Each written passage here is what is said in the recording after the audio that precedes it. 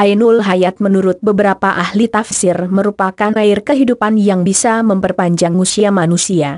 Barang siapa yang meminum airnya seteguk, maka ia tidak akan mati sampai hari kiamat atau jika ia memohon kepada Allah SWT untuk dimatikan.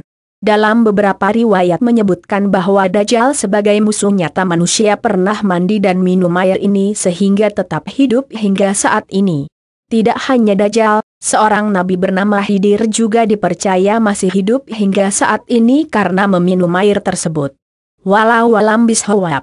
Ainul Hayat mencuat dalam kisah hidup Nabi Khidir yang hidup dalam masa pemerintahan Raja Zulkarnain yang namanya tertera dalam Al-Quran Surah Al-Kahfi 83-101.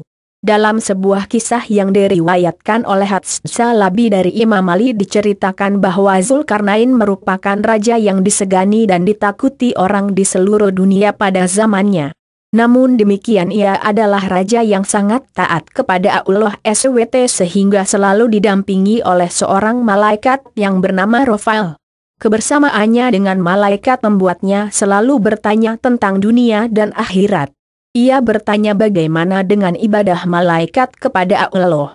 Malaikat lalu menjawab bahwa di antara mereka ada yang berdiri dan tidak mengangkat kepala selama-lamanya, sujud dan tidak mengangkat kepala karena tidak menyia-nyiakan waktu untuk selalu beribadah kepada Allah SWT. Mendengar itu raja lalu mengatakan bahwa dirinya ingin hidup selama-lamanya agar bisa lebih lama beribadah kepada Allah. Malaikat pun lantas menunjukkan bahwa sebenarnya Allah menciptakan air di bumi yang bernama Ainul Hayat, artinya sumber air hidup. Siapa yang meminum airnya seteguk, maka ia tidak akan mati sampai hari kiamat atau jika ia memohon kepada Allah SWT untuk dimatikan. Ia lalu mengumpulkan seluruh ulama untuk mencari tahu keberadaan air tersebut. Ternyata hanya satu orang yang mengetahui yakni Nabi Khidir. Ia pernah membaca wasiat tentang air tersebut dari Nabi Adam AS. Menurut Nabi, Ainul Hayat berada di tempat yang gelap dan di tempat terbitnya matahari dan merupakan ujung dari dunia. Di manakah tempat itu? Raja dan rombongan akhirnya mencari tempat tersebut dalam kurun 12 tahun perjalanan. Akhirnya mereka berhasil menemukan tempat terbitnya matahari. Tempatnya digambarkan adalah sebuah tempat yang gelap, namun gelapnya bukanlah seperti di waktu malam hari, melainkan gelap karena ada pancaran seperti asap. Kemudian Raja Iskandar Zulkarnain mulai memasuki area gelap tersebut dengan memerintahkan Nabi Khidir AS untuk menemaninya bersama beberapa tentara yang ikut masuk dan yang lainnya lagi menunggu di tepi luar area gelap tersebut.